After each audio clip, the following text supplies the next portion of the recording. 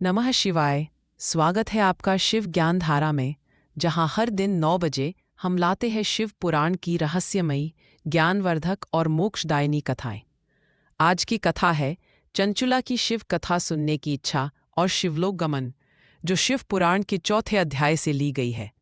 तो आइए इस पवित्र कथा को ध्यानपूर्वक सुनते हैं और आत्मा को शिव भक्ति में डुबो दें। एक समय जब चंचुला नाम की स्त्री ने जीवन में अपने पापों का बोध पाया, तब वह अत्यंत दुखी होकर मुक्ति का मार्ग खोजने लगी।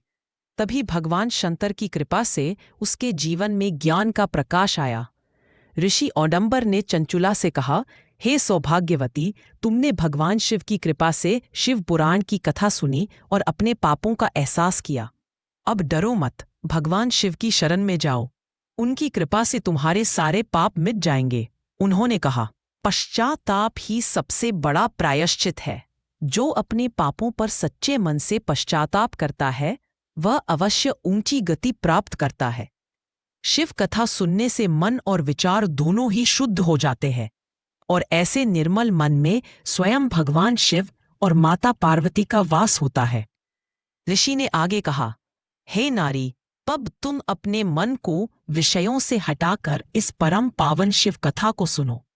इससे तुम्हारे हृदय की शुद्धि होगी और तुम्हें मोक्ष की प्राप्ति होगी। जो व्यक्ति भगवान शिव के चरणों का ध्यान करता है, वह एक ही जन्म में मुक्त हो जाता है। इन वचनों को सुनकर चंचुला के नेत्रों से आंसुओं की धारा बह निकली। उसने कृतज्ञ होकर ऋषि के चरणों में सिर झुकाया और कहा, हे प्रभु, मुझे कृपा करके वह अमृतमयी शिव कथा सुनाइए। उस कथा की मधुरता से मेरा मन वैराग्य से भर गया है। इसके बाद चंचुला ने उस ऋषि की सेवा में स्वयं को समर्पित कर दिया। वह गोकर्ण तीर्थ में रहकर निरंतर भगवान शिव की कथा सुनने लगी। उसने शिव पुराण की ज्ञान, भक्ति और वैराग्य से परिपूर्ण कथा सुनी, जिससे उसका मन निर्मल और पवित्र हो गया। अब उसका हर विचार शिवमय हो गया। वह सदैव भगवान शिव के सगुण रूप का ध्यान करने लगी। उसके हृदय में केवल ओम नमः शिवाय की गूंज रह गई। समय बीतता गया, और जब उसके जीवन का अंतिम क्षण आया, तो बिना किसी पीड़ा के उसने शरीर का त्याग किया। तभी आकाश से एक दिव्य विमान उतरा, जिसे शिवगण चला रहे थे। वह स्वर्णिम रथ, रत्नों से जड़ा, ज्योतिर्मय था, और उसमें सुगंधित पुष्प रही थी। एक चंचुला उस विमान में बैठी और शिवपुरी कैलाश लोक की ओर चली गई। जैसे ही उसने वहां प्रवेश किया, उसके सारे पाप धुल गए और वह एक दिव्यांगना बन गई। उसका शरीर तेजोमय, मुख पर चंद्रमा जैसी कांति और सिर पर अर्धचंद्र मुकुट शोभायमान था। वहां उसने भगवान त्रिनेत्रधारी महादेव को देखा, जिनके 5 मुख थे, जिनसे अनंत तेज प्रकट हो रहा था। उनके कंठ में नीले वर्ण का चिन्ह दमक रहा था।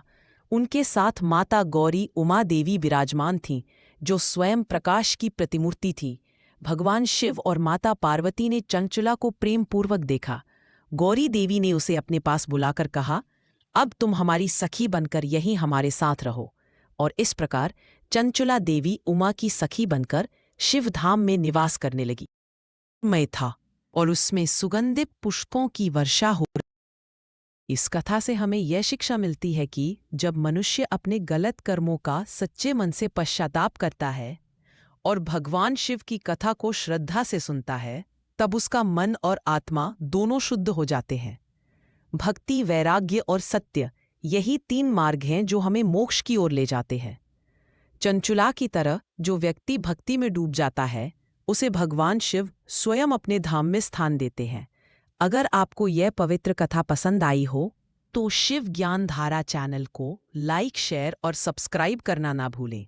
हम हर रोज 9 बजे लेकर आते हैं